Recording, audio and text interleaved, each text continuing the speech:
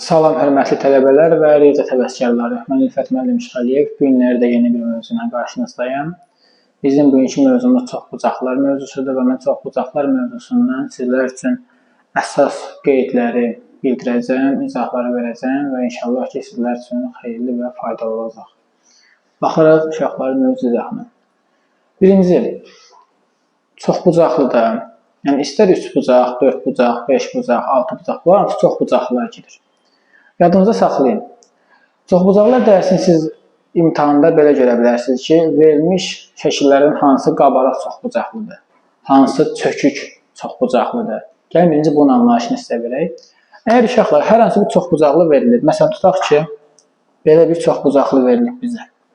Bu bir növ olsun, bir də belə bir çoxbucaqlı verilib bizə. Belə bir çoxbucaqlı verilib.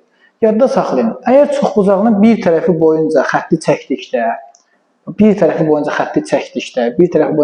çəkdikdə, fiqur kəsilmirsə, yəni fiqur bölünmürsə, onda buna deyilər qabarıq çoxbucaqlı. Qabarıq. Yox, əgər bir tərəfi boyunca xətti çəkəndə, bunun çəkdiyi bölünmədi, hə? Amma bax, bu tərəfi boyunca xətti çəkəndə nə oldu? Fiqur kəsildi. Aha, bax, bu tərəfi boyunca kəsəndə fiqur kəsildi. Onda buna deyirlər necə? Buna deyirlər çökük çoxbucaqlı. Siz artıq qabarıq çoxbucaqlının, çökük çoxbucaqlının fərqinin nə olduğunu bildinizmi? Kəsirsə fiquru çökükdür, kəsmirsə qabarıqdır. Və gəlirik nəyə? Gəlirik uşaqlar çoxbucaqlının deməli nəyinə? Daxili bucaqlarının cəminə. Biz bilirik ki, bütün çoxbucaqların, xarici bucaqlarının cəmi 360 dərəcədir. Bu dəyişməyən qaydadır, hamısı üçün eynidir. Amma üçbucağın daxili bucaqlarının cəmi 180-dir.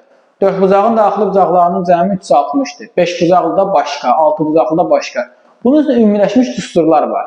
Mən indi birinci bunların adlarını yazmışam, düsturlarını aşağıda yazacağım, sizlər də özünüz üçün qeyd apararsınız. Birinci, qabarıq ən bucağının daxili bucaqlarının cəmi. Uşaqlar, bunun düsturu nədir? Burada bir qoyaq, yazaq burada. 180 vurulsun, n çıx 2. Yəni nə? N qiymətini qoyursan yenə. Tutaq ki, 3 bucağa baxaq. 3 bucaqda n neçədir? 3. Yəni 180 vur 3 çıx 2. 3 çıx 2 nə verir? 1. 180 vur 1, 180. Aldın 3 bucağın daxili bucaqlarının cəmini. 4 qoy n-in yerinə. 180 vur 4 çıx 2. 4 çıx 2 nə verir sənə? 2. 180 vur 2 nə alırsan? 360. Deməli, bunun daxili bucaqlarının cəmi nə qədər oldu? Oldu 360 dərəcə. 5 qoysan nə alarsan? 540 alarsan. Bax, bu qaydanı tapılır. Qabarıq ən bucağının bir təpədən çıxan diaqonallarının sayı.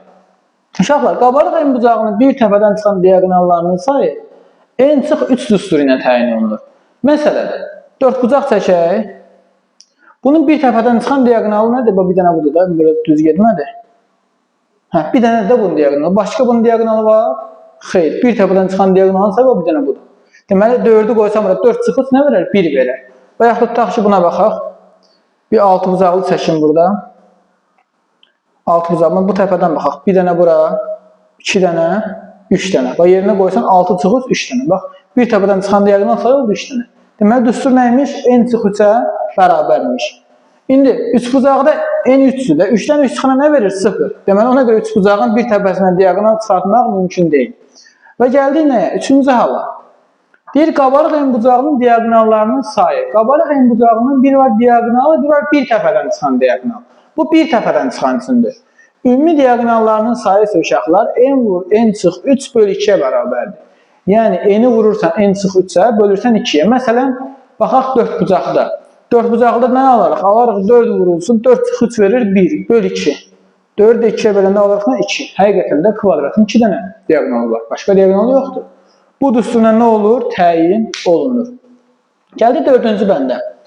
4-cü bənd bizdə belədir ki, düzgün n bucaqlının bir daxili və bir xarici bucağından söhbət gedir. Deməli, uşaqlar, nədir burada? Düzgün n bucaqlının bir daxili bucağı deyəndə, deməli, biz götürəcək nəyi? Götürəcək alfa bərabərdir. Alfa bərabərdir nə? 180 vur n çıx 2 böl n düsturundan həll edəcək. 180 vur n çıx 2 nədir? Ümumi daxili bucaqların cəmi deyil. Bunu da n dənə bucağı var. N-ə bölsən, alarsan nəyi? Onun bir daxili bucağının qiymətini. Bettanı xarici bucağından işarə eləsək, betta bərabər olar uşaqlar. 360 bölünsün nəyə? N-ə.